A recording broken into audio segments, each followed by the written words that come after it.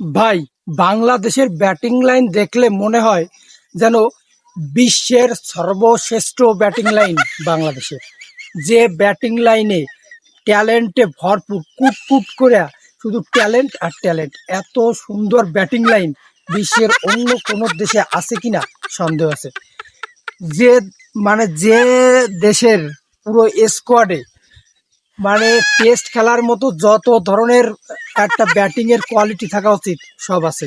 জন ব্রাডম্যান হোক, সচিন টেন্ডুলকার হোক, তারপরে সুনীল গাভাস্কার হোক, এরা যে ধরনের ক্রিকেট খেলতো, যেভাবে ব্যাট করতো টেস্টে, ঠিক সেই ধরনের ব্যাট বাংলাদেশের প্রতিটা ব্যাটিং টি-20-তে করে।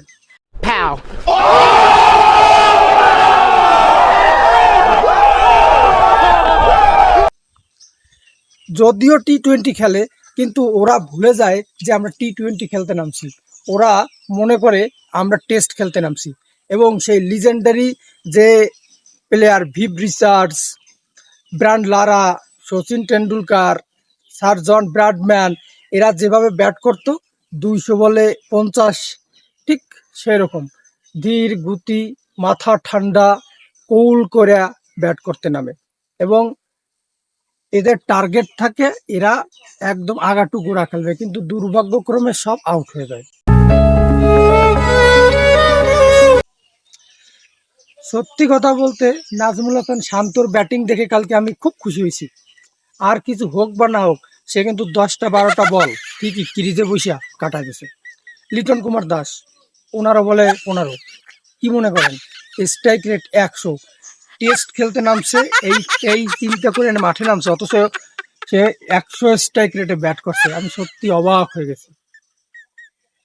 এই ব্যাটিং লাইন নিয়ে কি করে ওয়ার্ল্ড কাপে এরা খেলতে গেছে, টি-20 ওয়ার্ল্ড কাপে, আমার মাথায় আসে না ভাই। প্রতিটা প্লেয়ার লস।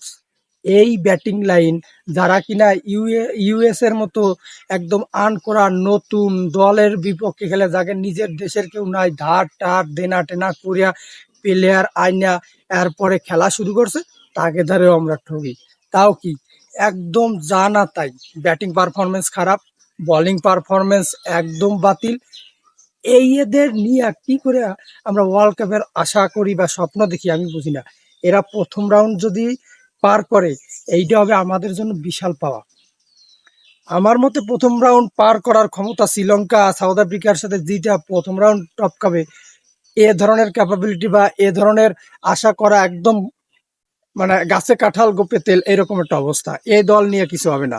বাংলাদেশ বিশ্বকাপে কিছুই করতে পারবে না। টি-20-তে বাংলাদেশের ব্যাটিং লাইন খুবই বাজে। টি-20-র কোনো ব্যাটিং বাংলাদেশে নাই। সে সৌম্য হোক, লিটন হোক, শান্ত হোক, কেউ নাই একদম। এরা টি-20 ব্যাটিংই না, এরা সম্পূর্ণ ধরনের টেস্টের ব্যাটিং। এদেরকে টেস্ট খেলা দেবেন, দুর্দান্ত খেলবে। এরা ওয়ান ডেতেও এদের মারিয়ে কেটে চালানো যায় ভাই, টেস্ট টি-20-তে যায় না। টি-20 এরা ব্যাটিংই না। তো টি-20 বিশ্বকাপে বাংলাদেশের দ্বারা কিছুই হবে না।